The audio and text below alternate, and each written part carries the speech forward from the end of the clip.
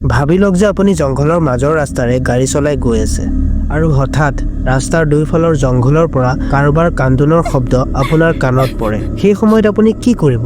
সৌৰভৰ লগতো ঠিক তেনেকুৱাই হৈছিল।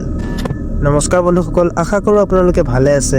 মোৰ নাম হৈছে সুজিত আৰু মই আপোনালোকক ৰহস্য টিভি ইউটিউব চেনেললৈ স্বাগতম জনাইছোঁ। 2011 চনৰ ডিচেম্বৰ মাহৰ কথা। দিনটো পাৰ হৈ গধূলি অন্ধকাৰ নামি আহিছিল। সৌৰভ নামৰ এজন ড্ৰাইভাৰক এখন গাঁৱৰ পৰা আন এখন গাঁৱলৈ কিছু সামগ্ৰী ৰাতি লৈ যাবলৈ ঠিক কৰা হৈছিল। গাঁও দুখনৰ মাজৰ দূৰত্ব বৰ বেছি নাছিল, কিন্তু সিখন গাঁৱলৈ যাবলৈ জংঘলৰে ভৰা এটা ৰাস্তা পাৰ হৈ যাব লগা হৈছিল আৰু সেই ৰাস্তাটোৰ চৰ্চা দুয়োখন গাঁৱৰ মানুহৰ মুখে মুখে আছিল। বহুতে কয় যে সেই ৰাস্তাটোদি ৰাতি গ'লে কাৰোবাৰ কান্দোনৰ শব্দ তেওঁলোকে শুনে আৰু বহুতে এইটোও কয় যে কোনোবা এজনী ছোৱালী ৰাস্তাত ৰৈ থকা তেওঁলোকে দেখা পায় আৰু সেইবাবে এই ৰাস্তাটোত ৰাতি হ'লে গাড়ী মটৰ নাযায়েই। কিন্তু সৌৰভে এইবোৰ কথা বৰ বেছি মানা নাছিল, যাৰ বাবে এইবোৰক পাত্তা নিদি সি মাল লৈ গাড়ীত বহি নিজৰ গন্তব্যস্থানলৈ আগবাঢ়িল। এতিয়া সি জংঘলেৰে ভৰা সেই ৰাস্তাটোত গাড়ীখন লৈ সোমাই যাওঁতে তাৰ এক বিশেষ অনুভৱ হ'ল। চাৰিওফালে অৰণ্য আৰু নিশাৰ গভীৰ শূন্যতা। সৌৰভে গাড়ী চলাই থাকোঁতে হঠাৎ তাক শীতল বতাহ এজাকে স্পৰ্শ কৰি যায়। যিহেতু ঠাণ্ডাৰ দিন আছিল, এনেকুৱা হোৱাটো স্বাভাৱিক, কিন্তু আচৰিত কথা এইটো যে গাড়ীখনৰ সকলো দৰ্জা খিৰিকী বন্ধ আছিল।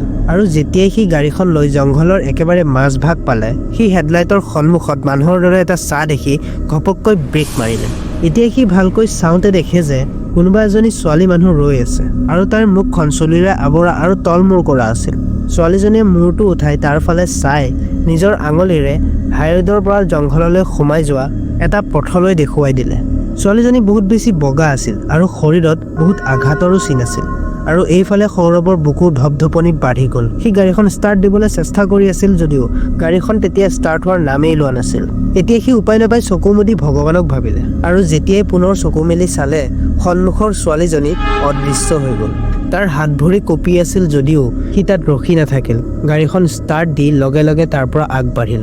এতিয়া সি যিমান দূৰ আগবাঢ়ি গৈ আছিল, সি ৰাস্তাৰ দুইফালৰ জংঘলৰ পৰা কোনোবাই কান্দা শব্দ শুনিবলৈ পাইছিল আৰু বাৰে বাৰে বগা কাপোৰ পিন্ধা কোনোবা মাইকী মানুহ বা ছোৱালী মানুহ এজনী ৰাস্তাৰ কাষত ৰৈ থকা সি দেখা পাইছিল। সি গাড়ীখন স্পীড চলাই কেনেবাকৈ হ'লেও জংঘলৰ মাজৰ সেই ৰাস্তাটোৰ পৰা ওলাই গ'ল আৰু সিখন গাঁও যেতিয়াই সি গৈ পালে, তেতিয়াই নিজৰ বন্ধুলৈ সি ফোন কৰিলে আৰু ফোন কৰি যেতিয়াই বন্ধুক এইবোৰ কথা ক'লে, তেতিয়াই তাৰ বন্ধুৱে তাক কৈছিল যে মইতো তোক আগতেই কৈছিলোঁ যে ৰাতি হ'লে এই ৰাস্তাটোদি নাযাবি, তইহে কথাবোৰ মানি নলওঁ। আৰু বন্ধুজনে তাক এইটোও কৈছিল যে সকলো কথা নিজৰ মতে নহয়, কিছুমান কথা মানুহৰো মানিব লাগে, কাৰণ এই পৃথিৱীখন বা বিশ্বব্ৰহ্মাণ্ডখন নিজেই নিজৰ মাজত এক ৰহস্য। আশা কৰোঁ ভিডিঅ'টো চাই ভাল পাইছে। যদি ভাল পাইছে তেন্তে লাইক কৰিব, ছাবস্ক্ৰাইব কৰিব আৰু ভিডিঅ'টো শ্বেয়াৰ কৰিব। আৰু আপোনালোকৰ লগতো যদি এনেকুৱা কিছুমান ঘটনা ঘটিছে তেন্তে মোক ইনষ্টাগ্ৰাম আৰু ফেচবুকৰ জৰিয়তে জনাব পাৰিব, যাক মই কাহিনী ৰূপে এই চেনেলটোৰ জৰিয়তে সকলোৰে আগত দাঙি ধৰিম। আজিলৈ ইমানেই, ধন্যবাদ।